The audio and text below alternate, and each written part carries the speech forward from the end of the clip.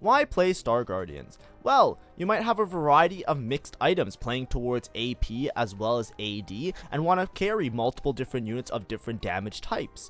You have a spatula or enabling augments that put you in a better Star Guardian spot than usual that actually allow you to cap really high.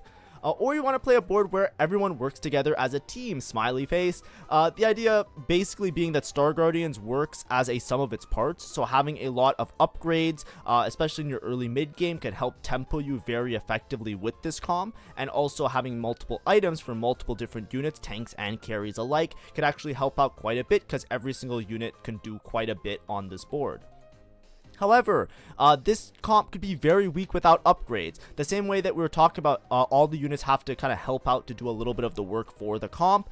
If you don't have the upgrades for those units, you're in a really bad spot. So even the low cost upgrades matter a lot with a comp like this, in addition to the higher cost upgrades to actually be able to play the game. Additionally, it can fall off really hard without some of the high cap options and some augments that really help. Star Guardian really wants to have combat augments that really boost the power of all the units on the board, and you also want to hit that chase unit Seraphine in a lot of cases. Additionally, Star Guardians, like I was saying before, some of its parts, that should be always what you're thinking about with this type of comp. You require many of the units in order to help out, and that can also be a really big downside to the comp, because you can't just rely on one unit being itemized and kind of carrying and blasting through the opponent's board. You really need everybody to be chipping in, and if things aren't like in a perfect balance, a lot of times it can feel very lackluster. Now, if you like my content, please make sure to like and subscribe. We actually just reached 10,000 subs on the main channel, this channel right here, so that's amazing. Thank you so much for supporting me along the way. I do daily TFT guides, so these are some of the how to plays, which I kind of do every other day, but intertwined with that, we have like general guides like how to play reroll and forecast, as well as patch notes and patch guides as they come out. So if you like that style of content, please make sure to like and subscribe. Additionally, I have my VOD channel, which I'll also link. This VOD channel is going to be me posting 1 to 2 VODs a day of some of the gameplay as I'm ranking up, for those of you that want to see extra gameplay. There even is some Star Guardian gameplay already, albeit it was a little bit earlier in the patch, which is something I do want to mention right now. I'm doing the Star Guardian guide because this was the popular vote on the little vote that I said of what, like, how to play comp guide you guys want to see next. So be aware that right now on 15.1 things are a little bit broken. There are certain comps that are really strong. It is very early in the set, so things are kind of trying to Jenga their way together, right? Star Guardians was really broken in the beta, so it got a little bit over nerfed on live. I will try and make this guide future proof. If you're watching this at a later date where Star Guardians is a lot better and a lot more manageable, everything that I say in this guide will still apply, but I will also be tailoring it a little bit to some of the early patch. But I'll still introduce the trait and talk about everything, and also talk about, like, given future buffs, how this comp will kind of behave and work. So let's go through it. What is Star Guardian?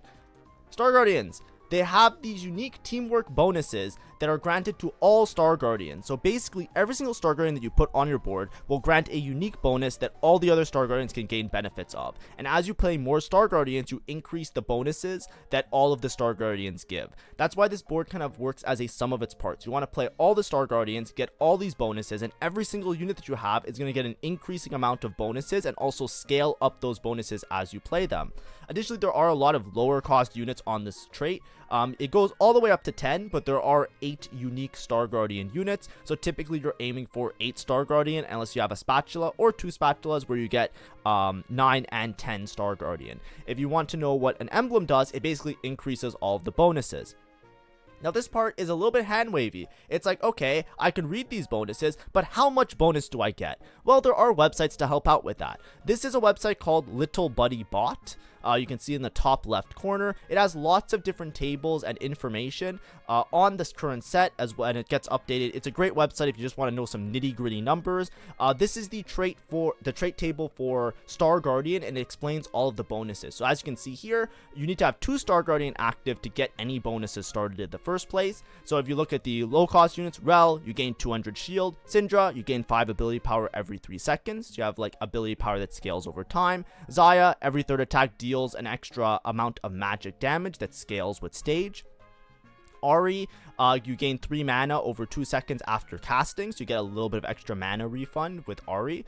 Nico, this is the big one that we're going to talk about a lot. Plus 10% healing and shielding. So any forms of healing and shielding that you get is getting increased by 10%. That includes Rel Shield, but it's also going to include any augments that give you healing and shielding, which is a really big condition for playing around Star Guardian, especially in the current landscape of the game. Additionally, Poppy, at 40%, you get a 15% HP heal. Jinx, you get attack speed, and then you get an extra 20% attack speed over on takedowns.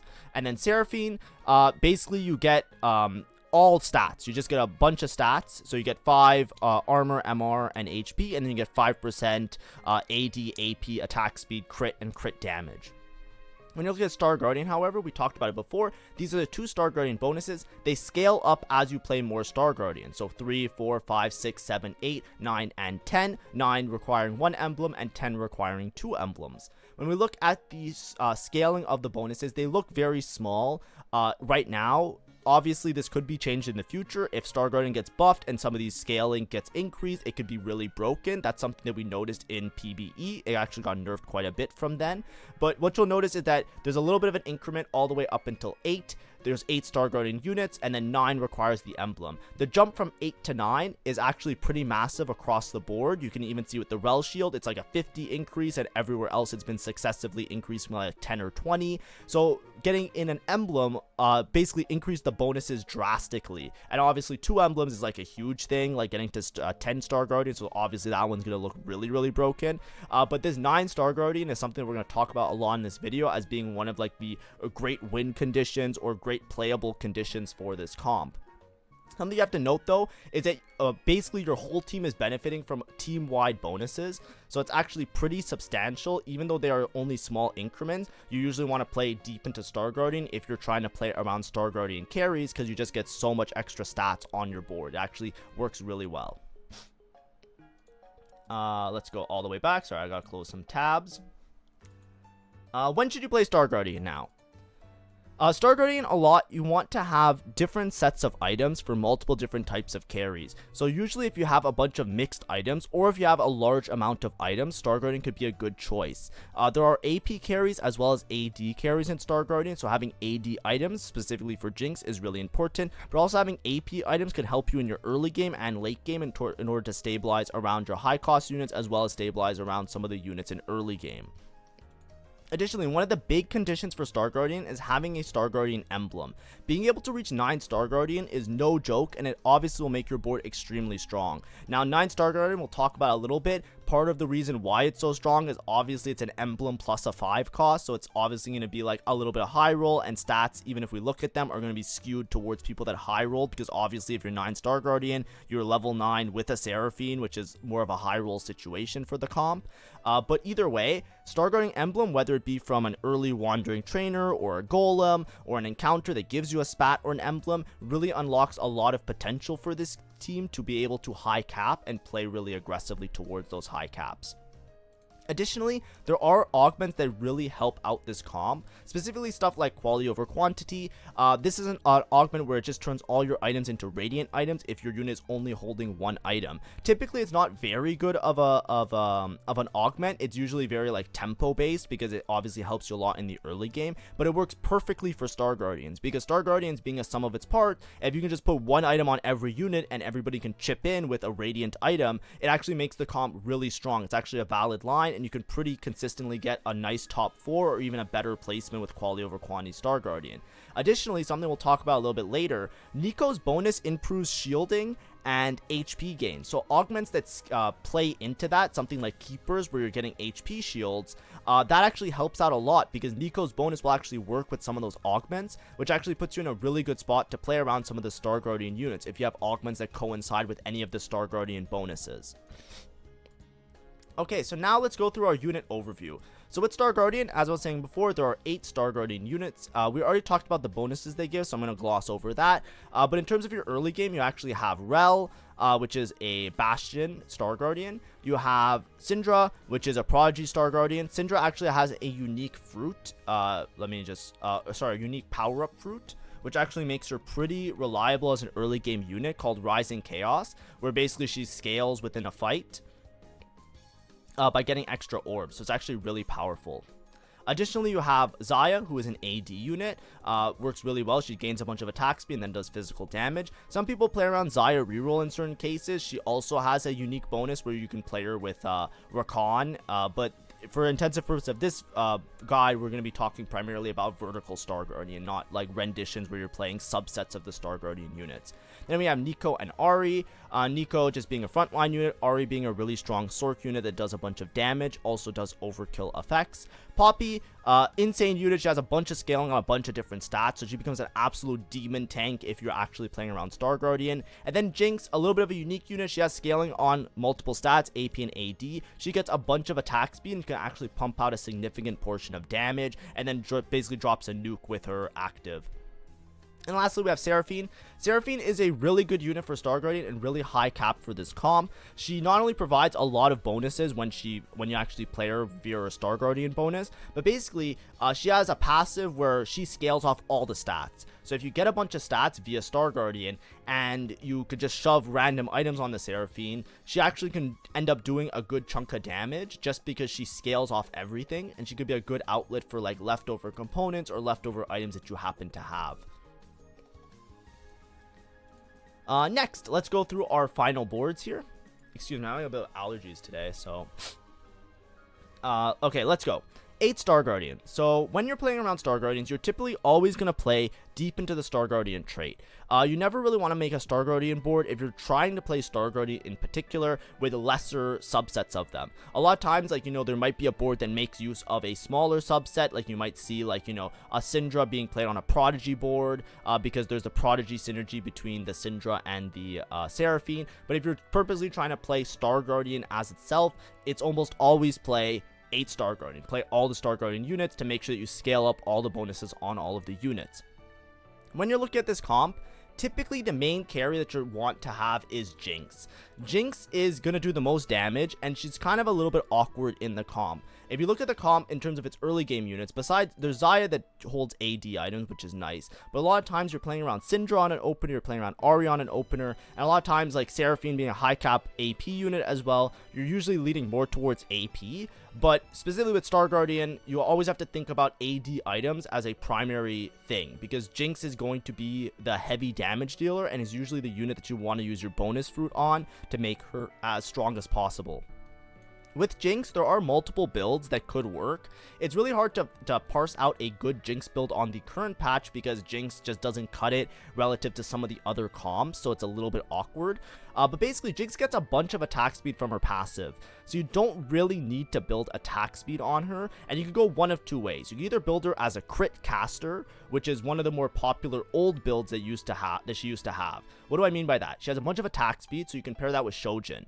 With the attack speed, she'll generate infinite mana with the Spear of Shojin, and then with that infinite mana, she'll just cast repeatedly and get off these huge chunky ults that just absolutely clear the backline.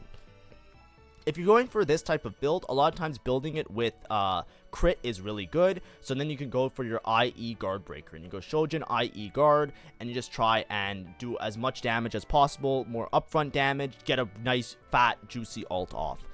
This comp, like this type of build is pretty good, but it's not like looking the greatest nowadays. I think the new modern way of playing Jinx, relative to the recent patch, is that you just make use of the massive amount of attack speed burst that she gets from her passive, as well as her Star Guardian bonus, because she also provides attack speed on takedowns as well as off round start. So then what you actually want to do is just slam some Krakens on her. If you slam some Krakens, you can actually scale up these Krakens really effectively and get a huge amount of burst damage off very effectively. Sometimes people even build just the full attack speed, even though I said it's not that good because she has like base attack speed. If you're going for a Kraken build, you can actually go Kraken Guinsu, or you can go Kraken one more damage item. Sometimes it's either like damage amp or crit, either like the IE comes into play here, or you can go for like some other item like what's it called, Giant Slayer or Deathblade, like any of those that can give you some damage amp as well. Giant Slayer or Deathblade. But typically with this type of build, you have to be very cautious. Obviously, it's requiring you to make double Krakens, which is going to be a little bit harder to make. Even with a single Kraken, it's fine. But just think like, the Kraken build, you're kind of just relying on Jinx to do a lot of her damage via the auto attacks and less damage from the ult. And if you're building the caster build, you're going for more damage on the ult rather than the auto attacks. Both are fine, I think. But a lot of times, like I said, on the current patch, it's a little bit underpowered. If Star Guardian gets a buff, or Jinx gets a buff, or any of the units on the board gets a buff that makes it a little bit more consistent, it will be easier to parse which build is best, but just try and go for one that works out really nicely.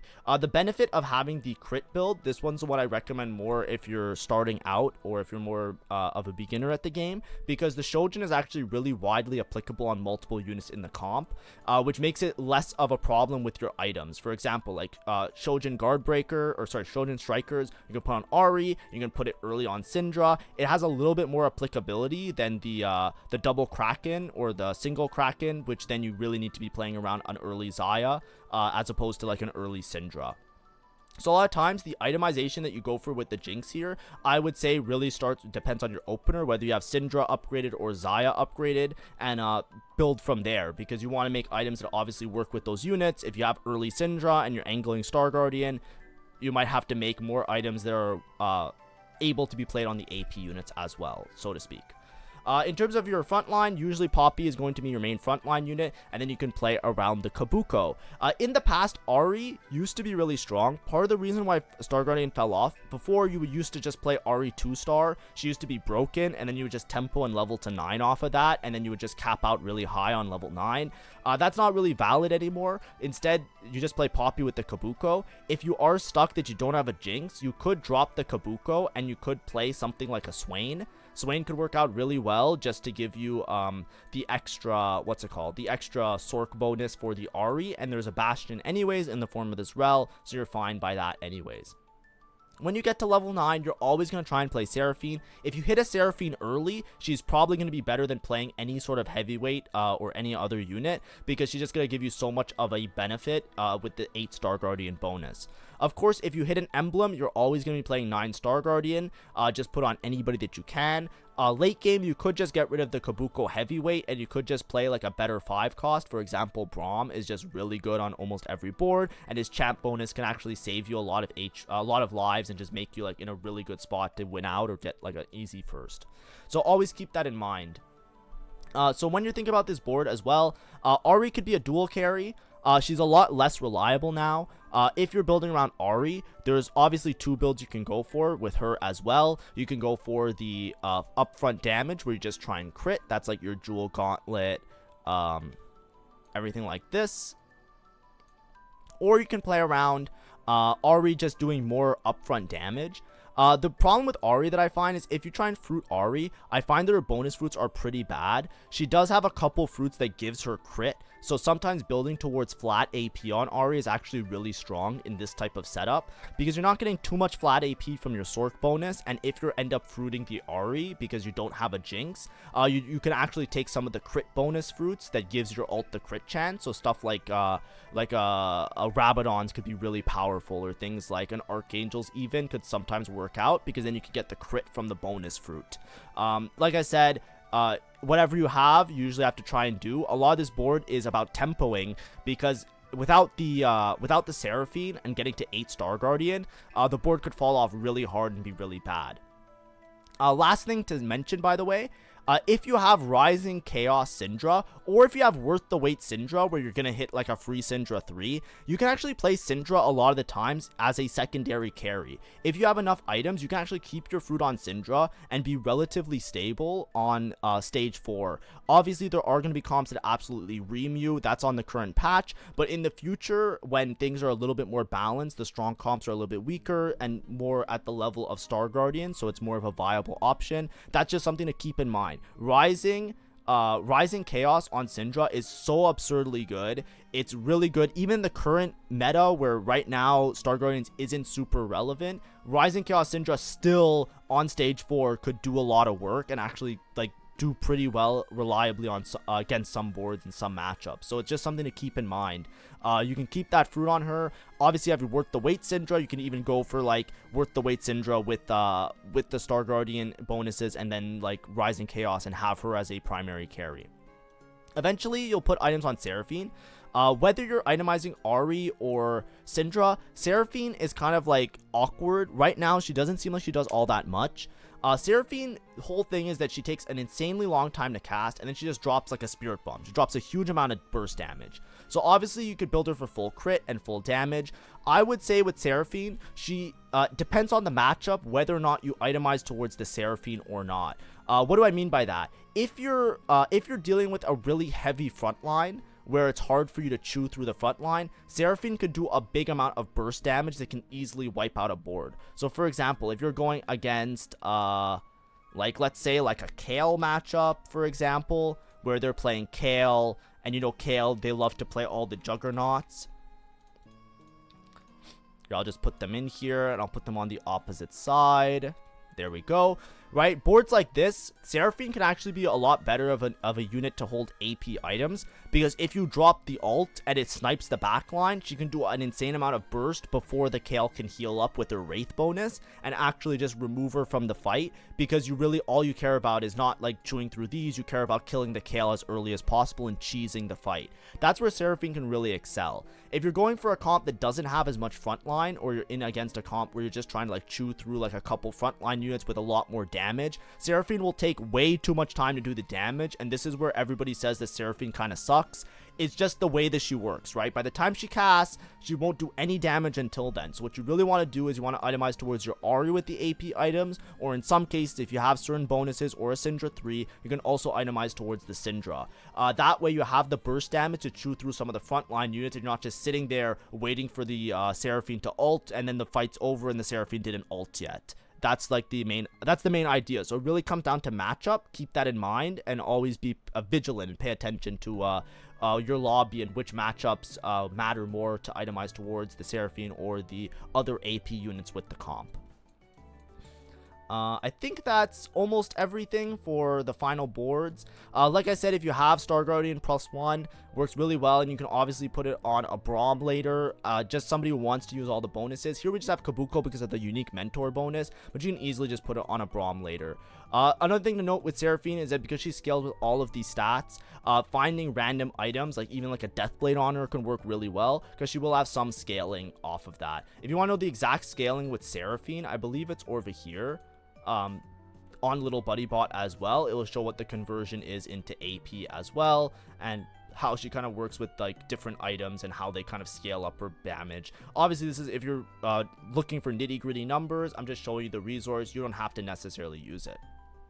If we're talking about the comp in terms of its general strength, something I like to show as well is stats on the comp. Now, like I said, don't worry too much about the stats. This is just to help illustrate some of the things I was talking about, and just give you like a little bit of like a number thing of how things are working right now in the current patch of TFT. In the future, these numbers can obviously change, but basically if you're playing around Vertical Star Guardian, you'll see that obviously as you go up the Star Guardian bonuses, like these are obviously like in between kind of boards, so they're not like super useful in the stats. 7 Star Guardian, meaning that you don't have an emblem and you probably didn't hit a Seraphine, does abysmally bad. It's just a really bad thing to end on. Obviously, these are like low roll games, so there's a little bit of stat skewing there. 8 Star Guardian right now is what I would say to be a little bit underpowered. So you really want to have a good spot to play around Star Guardian. You want to have some sort of enabler or some sort of good situation to play around them. Either an emblem that you can hit your board really effectively, or some sort of augment that really puts you in a good spot. Things like Keepers, for example.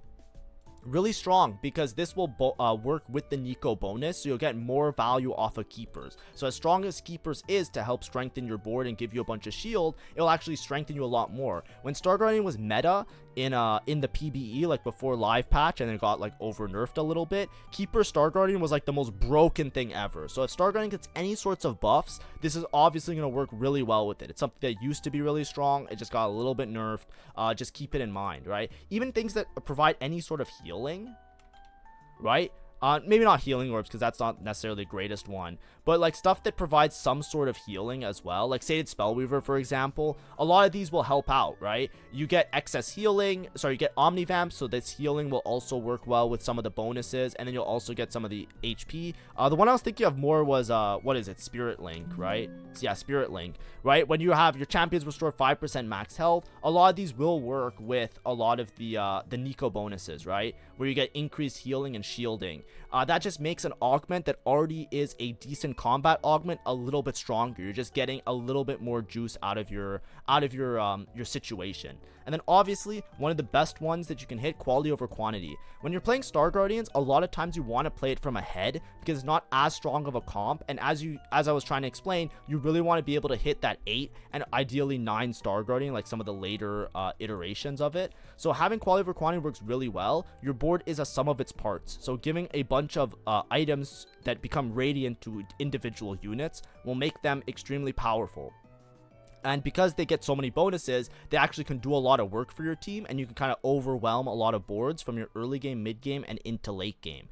This also works really well because it helps you to tempo and save a lot of HP. So by the time Star Guardians kind of become a little bit overwhelmed and you're not having like an insane amount of damage, you actually tempoed probably to a really reliable top 4. So quality over quantity, another great enabler for this comp. And lastly, one thing I want to talk about is 9 Star Guardian. Obviously, these stats are skewed because they are very high roll. You can see that it's very strong. Trust me, the stat bonus you get from it is very strong. I've tried it out multiple times. It's something that if I see an emblem, I'm usually thinking like, or highly considering Star Guardian. But note, the stats are a little bit hyperinflated because obviously 9 Star Guardian means that you made it to level 9 most cases, and you also found a Seraphine. So it's very high roll. So obviously, like, you know, the stats are going to say that it's really good because if you're level 9 with an emblem with the associated 5 cost, you're probably in a good spot, or you're playing the comp from a good spot, which skews the stats upwards. But it is something to note that it is a pretty decent power spike as well. One last thing to mention, by the way, I mentioned in my guide for what's it called? For Crystal Gambit. With this board, because you're usually playing around Seraphine, because you're usually playing around Syndra, this board actually works really nicely with Crystal Gambit. So if you have an early Crystal Gambit kind of board, it can actually fit really nicely as a cash out.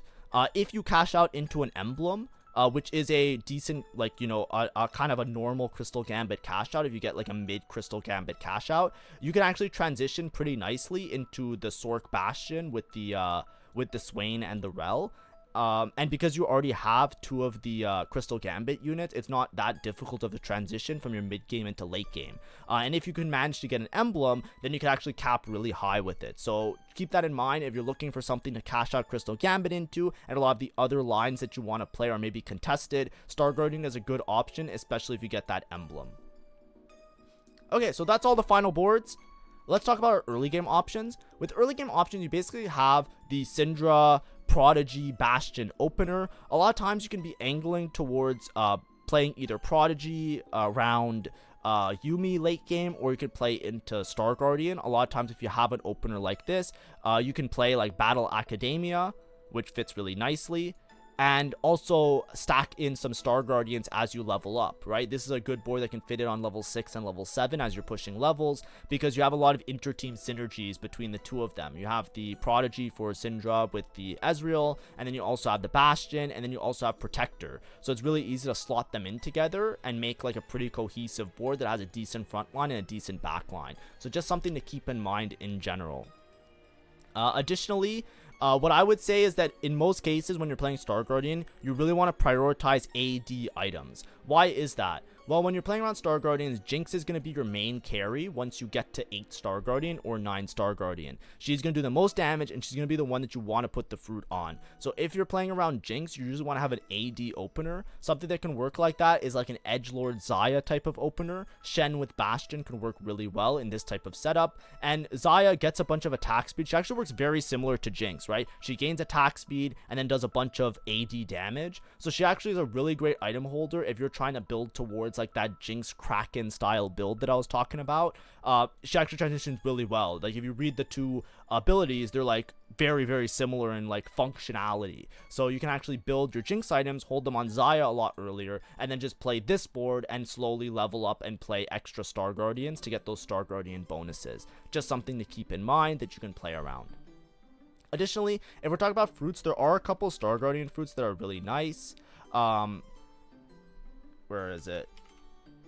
I don't know if Team Captain is still in the game. I haven't seen it yet, but Star Sailor is really good. It's a 2-1 that you can look for. You basically get 25% increased Star Guardian bonuses, and then you provide extra healing. It works really well on a lot of the units, just something to keep in mind. But typically, the fruits that you're going to go for is going to be a really good tank fruit for Poppy. Right now, Unstoppable is really good in a lot of cases. It could grief you because Poppy, if you don't have upgrades with other items, the Poppy can sometimes grief and you can get like backline stuns and wraps because she runs around too much.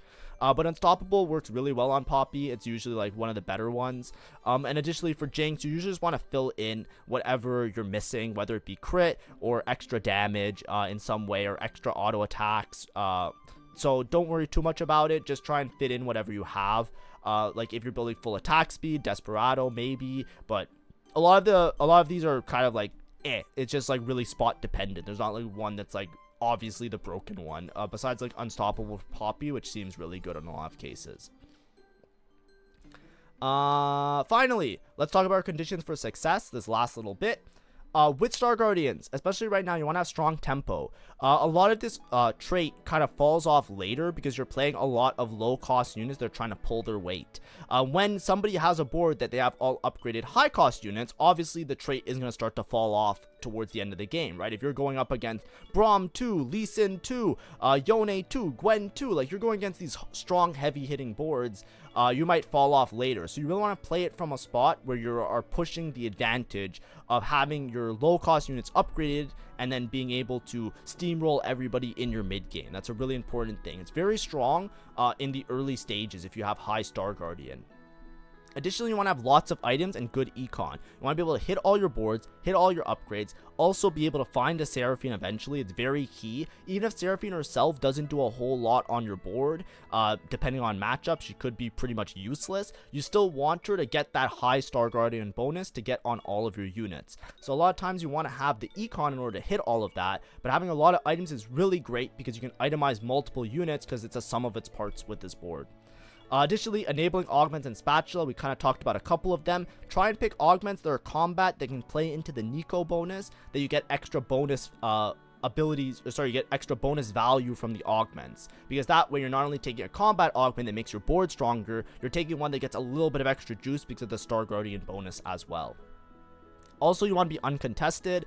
With Star Guardian, especially here, it is a comp that could support multiple people, but in the current patch, it's not strong enough to support multiple people. You want to be playing this to try and salvage a top 4, or to maybe play for first if you have an emblem. But if you're not in any of those spots, you do not want to be like entering a two-way contest with this comp. You want to just use this as a way out, so that while people are contesting and losing, you can use your board that's a sum of its parts, efficient, just win a lot of rounds in your mid game, and then convert that into a top 4.